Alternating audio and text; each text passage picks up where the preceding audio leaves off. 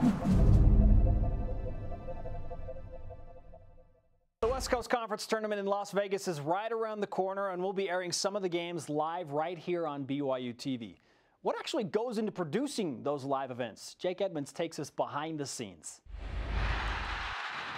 If you've ever watched a live sporting event on BYU TV, you've seen the final product of an entire crew working to bring that game to your living room. But with all the action you see on your screen, there's actually a ton of work that goes on off camera. Here's a closer look at what happens behind the scenes at BYU TV. It's game day for the BYU women's basketball team, and before the ladies even start warming up here at the Marriott Center, the BYU TV crew is already setting things up.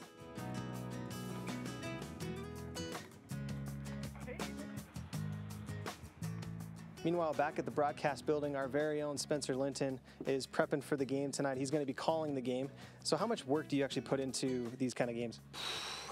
I would say, depending on the game and the scenario, how many people are going to be working and are involved, probably between 6 and 8 hours of just preparation. You kind of have to do a mass preparation, and then you probably use, I don't know, 10 to 15% of everything that you study. Normally we shoot out of the broadcast building, but today we're going to be shooting out of what we call Big Blue. It's basically just a portable version of what we use back at the broadcast building. Inside Big Blue, preparations are being made. The crew is working on building graphics, making sure everything is technically ready for the game. Harrison Collier is producing the game tonight. What does a producer do? The producer's in charge of the look, the feel of the show, in charge of the making graphics that help tell the story of what people want to know about the different athletes. I'm also in charge of calling different replays and showing the different looks that the viewer will see at home. It's the Portland Pilots and BYU Cougars next on BYUtv Sports. Our sideline reporter, Jake Edmonds, who is the third member of our broadcast team tonight. Jake, what do you got for us? I did talk to Coach Judkins before the game. One of the biggest question marks coming into tonight was whether or not Morgan Bailey would be able to play. A few timeouts ago, Portland was emphasizing pushing the ball and speeding up the pace. BYU's timeout, they were saying you need to slow things down, including shooting the ball, free throws, just slow everything down. Okay. Decent shot. Be ready, voice of Jake. Toss to Jake on both timeouts.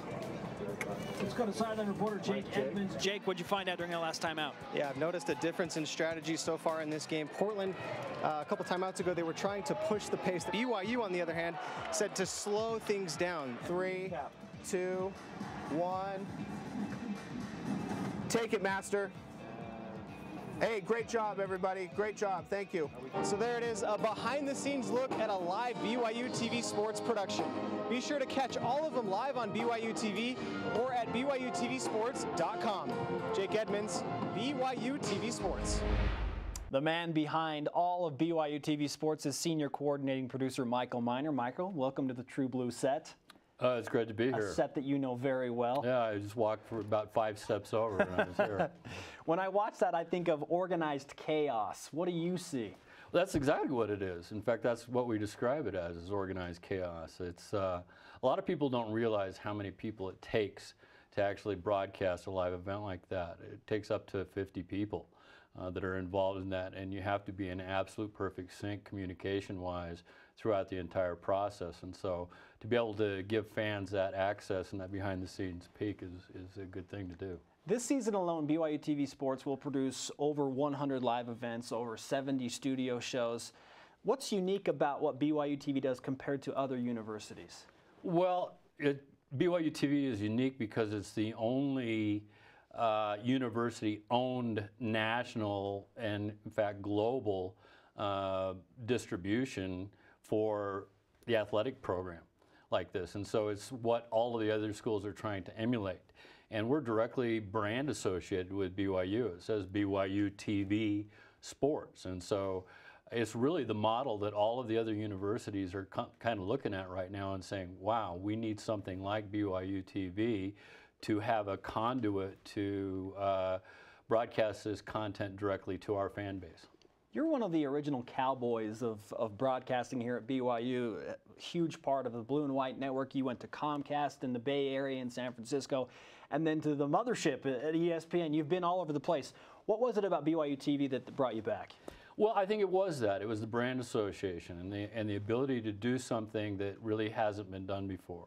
I'd be remiss if I didn't say it was partly because of the robust facilities that we have here. It's remarkable. Nothing else like this exists anywhere else in the country, where you have these type of facilities that are available for a university-owned entity to broadcast sports events, to do original programming like we're doing with some of the other programs that BYUtv fans get to watch.